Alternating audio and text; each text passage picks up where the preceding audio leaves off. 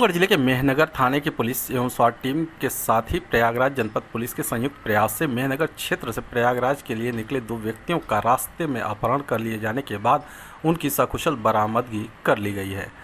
इस मामले में पुलिस ने प्रयागराज जनपद में स्थित उस मकान में मौजूद महिला को गिरफ्तार कर लिया, जिसके यहाँ अगवा किए गए दोनों व्यक्तियों को रखा गया था।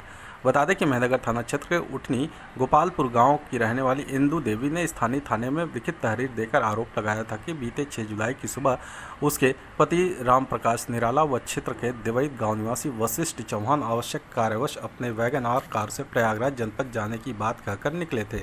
शाम को महिला ने अपने पति के फ़ोन पर संपर्क करने की कोशिश की तो उसका फ़ोन बंद मिला।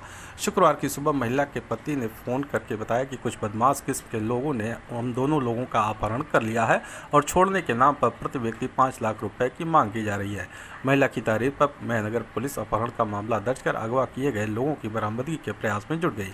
सर्विलांस के माध्यम से अगवा किए गए व्यक्तियों की लोकेशन मिलने पर पुलिस ने शुक्रवार की दोपहर प्रयागराज जनपद के होलागढ़ थाना अंतर्गत काशीपुर गांव निवासी रामसूरत के घर दबिश दी। इस दौरान मकान में मौजूद कुछ लोग पीछे के रास्ते से भागने में सफल रहे। पुलिस ने घर में मौजूद महिला को अपनी अवरक्षा में लेते हुए घर में अगवा कर रखे गए दोनों व्यक्तियों को सकुशल बरामद कर लिया। आजमगढ़ जिले में माँ बाप के जीते जी जमीन अपने नाम करवाने के लिए कलयुगी बेटा अपनी माँ बाप की जान लेने पर उतारू हो गया। बुजुर्ग पिता इस बाबत स्थानीय थाने में गुहार लगाया, लेकिन उसकी कोई सुनवाई नहीं हुई। थक हार कर बुजुर्ग दंपति धरने पर बैठ गए। बता दें कि अरौला थाना क्षेत्र के इसहाकपुर गांव निवासी कपिल देव चौहान अपनी पत्नी और बेटे के साथ मेहता पार्क में धरने पर बैठ गए।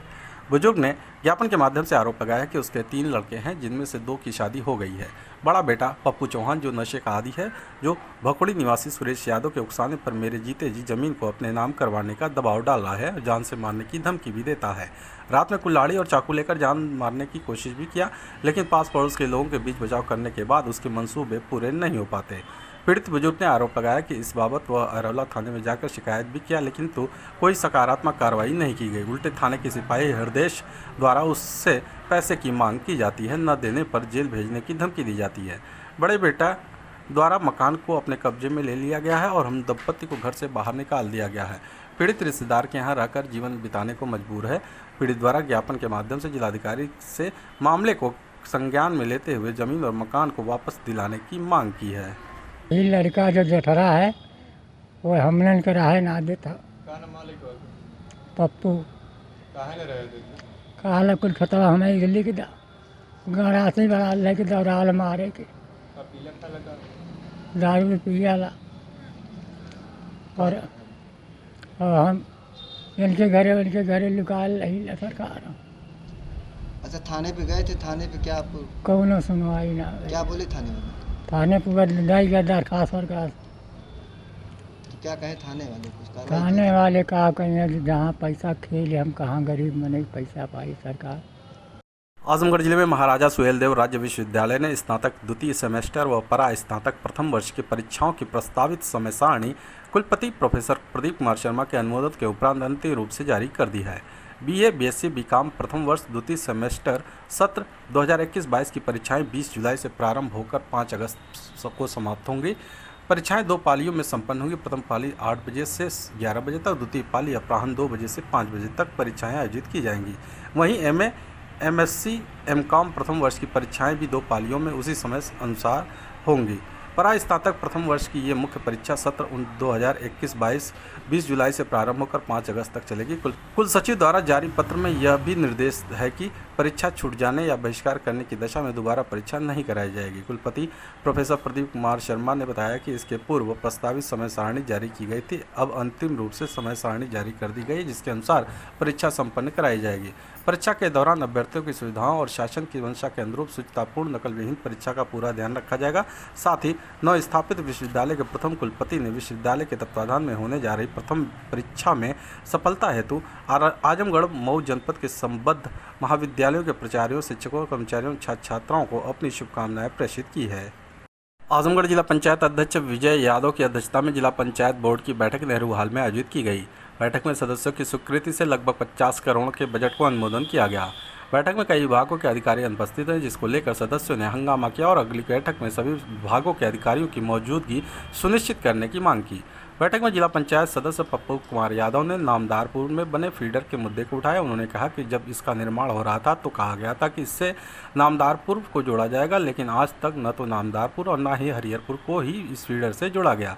उन्होंने गल्ला गांव के भी मुद्दे को उठाते हुए कहा कि इस गांव में 4 से 5 किलोमीटर दूर बद्दोपुर से बिजली आती है, इसे पॉलिटेक्निक से जोड़ा जाए। हरिहरपुर गांव में जाने वाले मार्ग पर अतिक्रमण है, जिसे हटाने की मांग कई बार की गई, लेकिन अभी तक उसे हटाया नहीं गया, उसे तत्काल हटवाया जाए। इस दौरान लगभग 50 करोड़ के बजट को सदस्यों ने स्वीकृति प्रदान की। जिला पंचायत के अपर मुख्य अधिकारी विद्याशंकर पांडे ने बताया कि बैठक में सदस्यों ने अधिकारियों की अनुपस्थिति को लेकर सवाल खड़े किए और लगभग 50 करोड़ के बजट को अपनी स्वीकृति प्रदान की। अनुपस्थित अधिकारियों को नोटिस भेजकर उनसे जवाब मांगा जाएगा कि आखिर वह बैठक से अनुपस्थित क्यों रहे। आजमगढ़ जिले के कप्तानगंज थाने की पुलिस ने दुष्कर्म के मामले में वांछित अभियुक्त को गिरफ्तार किया है। बता दें कि कप्तानगंज थाना क्षेत्र के एक गाँव निवासी युवती ने मुकामी थाने में रिपोर्ट दर्ज कराई थी कि एक युवक उसे बहला फुसलाकर होटल ले गया और शादी का झांसा देकर उसके साथ दुष्कर्म किया। गांव वालों के दबाव के चलते उसने भैरवधाम मंदिर पर शादी भी किया, लेकिन कुछ दिनों बाद उसे मार पीट कर घर से निकाल दिया और पूरे परिवार को जान से मारने की धमकी दी। इस मामले में पुलिस रिपोर्ट दर्ज कर आरोपी की तलाश में जुट गई। इसी बीच कप्तानगंज थाने पर तैनात उप निरीक्षक गोपाल प्रसाद मौर्य को मुखबिर से सूचना मिली कि दुष्कर्म के मामले में वांछित अभियुक्त देवरिया मोड़ पर खड़ा है, जो कहीं भागने की फिराक में है। सूचना के आधार पर उप निरीक्षक गोपाल प्रसाद मौर्य अपने हमराइयों के साथ दबिश देकर आरोपी अभियुक्त शुभम मिश्रा को गिरफ्तार कर लिया।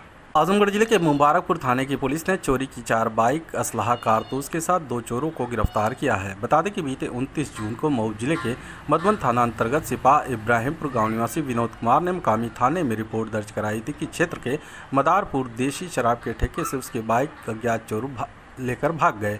पुलिस रिपोर्ट दर्ज कर जाँच शुरू की। इसी बीच मुबारकपुर थाना प्रभारी योगेंद्र बहादुर सिंह व उपनिरीक्षक राजीव सिंह अपने हमराइयों के साथ क्षेत्र के रोडवेज बस स्टैंड के पास वाहनों की चेकिंग कर रहे थे कि मुखबिर से सूचना मिली कि बाइक चोर चिवटी के पास मौजूद है, जिनके पास चोरी की बाइक व असलाहा भी है। सूचना के आधार पर थाना प्रभारी योगेंद्र बहादुर सिंह अपने हमराइयों के साथ दबिश देकर 2 चोरों को गिरफ्तार करने के साथ उनके पास मौजूद चोरी की 4 बाइक, मोबाइल, असलाहा व कारतूस बरामद कर लिया। आजमगढ़ जिले के रानी की सराय थाने की पुलिस ने चोरी के 4 भैंस, पिकअप वाहन, असलाहा व कारतूस के साथ 3 अभियुक्तों को गिरफ्तार किया है। बता दें कि रानी की सराय थाने पर तैनात उप निरीक्षक जयप्रकाश ओझा अपने हमराइयों के साथ क्षेत्र में भ्रमण पर थे कि इसी बीच मुखबिर से सूचना मिली कि पिकअप वाहन से मवेशियों की चोरी करने वाले गिरोह के सदस्य पिकअप पर भैंस लेकर गंभीरपुर की तरफ से आ रहे हैं। पुलिस क्षेत्र के कोटला तिराहे पर वाहन के आने का इंतजार करने लगी। तभी एक अज्ञात वाहन आता दिखा। पुलिस ने रुकने का इशारा किया तो पिकअप वाहन लेकर भागने लगे। पुलिस ने घेराबंदी कर पिकअप सहित 3 चोरों को गिरफ्तार कर लिया। पिकअप से 4 भैंस के साथ ही असलाहा व कारतूस बरामद किया। पकड़े गए अभियुक्तों में मुदस्सिर देवगांव कस्बे का, सैफुल्ला सरायमीर थाना क्षेत्र के शेरवा गाँव का, तो वहीं अब्दुल्ला रहमान सरायमीर थाना क्षेत्र के इसरौली गाँव का निवासी है। आजमगढ़ जिले के जहानागंज थाने की पुलिस ने जानलेवा हमले के मामले में 2 अभियुक्तों को गिरफ्तार किया है। बता दें कि जहानागंज थाना क्षेत्र के बुंदा गांव निवासी अरविंद कुमार ने मुकामी थाने में रिपोर्ट दर्ज कराई थी कि चक्रोड के विवाद को लेकर विपक्षीगढ़ लाठी डंडे से लैस होकर उसके परिवार के ऊपर जानलेवा हमला किए, साथ ही जान से मारने की धमकी दी। पुलिस रिपोर्ट दर्ज कर आरोपियों की तलाश में जुट गई। इसी बीच जहानागंज थाने पर तैनात उप निरीक्षक संतोष कुमार अपने हमराइयों के साथ क्षेत्र में भ्रमण पर थे कि मुखबिर से सूचना मिली कि जानलेवा हमला करने के मामले में 2 वांछित अभियुक्त सुम्बी मोड़ पर मौजूद हैं, जो कहीं भागने की फिराक में हैं। सूचना के आधार पर उप निरीक्षक संतोष कुमार अपने हमराइयों के साथ दबिश देकर अभियुक्त गढ़ रमेश यादव व इसरावती को गिरफ्तार कर लिया। लालगंज में बाइक सवार को बचाने के प्रयास में नेशनल हाईवे 233 पर कार डिवाइडर से टकराई, 5 घायल, 1 अधिक चोट लगने के कारण हायर सेंटर के लिए रेफर। आज शनिवार को लालगंज में दोपहर बाद 3:45 बजे के करीब हाइडिल के पीछे नेशनल हाईवे 233 पर उल्टी दिशा से आ रहे एक बाइक सवार को बचाने के प्रयास में कार डिवाइडर से टकरा गई, जिससे उसमें बैठे 5 लोग घायल हो गए। घायलों में चालक अंकित की बहन श्वेता को अधिक चोट आने के परिणाम स्वरूप हायर सेंटर के लिए रेफर कर दिया गया, जबकि बाकी लोगों को कम चोट आने से उन्हें प्राथमिक उपचार के बाद छुट्टी दे दी गई। हादसे में कार का अगला हिस्सा भी क्षतिग्रस्त हो गया। कार में सवार अंकित सिंह, ज्ञानेंद्र, श्वेता सिंह, वैशाली सिंह, अर्चिता, पुष्पा सवार थीं, जो सभी अपने घर करखिया थाना रौनापार आजमगढ़ से वाराणसी जा रहे थे कि उपरोक्त स्थान पर हादसे का शिकार हो गए। गनीमत यह रही कि कार का एयर बैग खुल गया, अन्यथा और बड़ा हादसा हो सकता था। अपना नाम बताइए। ज्ञानेंद्र कुमार सिंह। तो आप कहाँ से आ रहे थे? हम आजमगढ़ से सर बनारस जा रहे थे अपनी अच्छा। पत्नी को दिखलाने के लिए। अच्छा जी तो सर। ये एक्सीडेंट कैसे हो गया? कैसे सर, हम आ रहे थे और एकाएक एक बाइक वाला सर आया और एकाएक सर वो आ गया और ईयरफोन लगाया हुआ था। अच्छा। और उसको बचाने के चक्कर में सर हमारी गाड़ी यहाँ पे मतलब वो टकरा देखा गई। नहीं ईयरफोन लगा के? नहीं सर, वो पूरा ईयरफोन लगाया था और तेजी में था, एकाएक टर्न लिया सर और रॉन्ग साइड में था सर वो। अच्छा। और उसको बचाने के चक्कर में सर हम यहाँ पे टकरा गए। यहाँ टकरा गई तो ये हो गया आपकी? बहुत बड़ा किसको लगी है? सर, गाड़ी में सबको चोट लगी है सर, हमारी माता है, हमारी बहन है और हमारी पत्नी, सर सबको चोट लगी है सर। अच्छा, आप लोग को नहीं लगी है? नहीं सर, हल्की फुल्की चोट लगी है सर, इंटरनल लगा है सर। अच्छा ठीक है, चलिए। जी सर। देवगांव कोतवाली प्रांगण में आयोजित संपूर्ण समाधान दिवस में अपनी समस्या पेश कर रहे हैं फरियादी। शासन की मंशा के अनुरूप देवगांव कोतवाली प्रांगण में आज शनिवार को संपूर्ण समाधान दिवस का आयोजन किया गया है, जिसमें फरियादी अपनी समस्याएं प्रस्तुत कर रहे हैं। आज आयोजित किए गए संपूर्ण समाधान दिवस में राजस्व के मामले अधिक आते हुए देखे जा रहे हैं। तहसीलदार शैलेंद्र कुमार सिंह की अध्यक्षता में आयोजित इस संपूर्ण समाधान दिवस में कोतवाल शशि मौली पांडे भी मौजूद हैं। इस मौके पर वादकारियों द्वारा अपनी समस्याएं प्रस्तुत की जा रही हैं ताकि इसका समाधान हो सके। इस मौके पर कानूनगो हरेंद्र यादव, लेखपाल दिवाकर उपाध्याय, कुलभास्कर त्रिपाठी, आशा, संतोष सिंह, अरविंद यादव, गौरव सिंह, अश्विनी सिंह आदि उपस्थित हैं।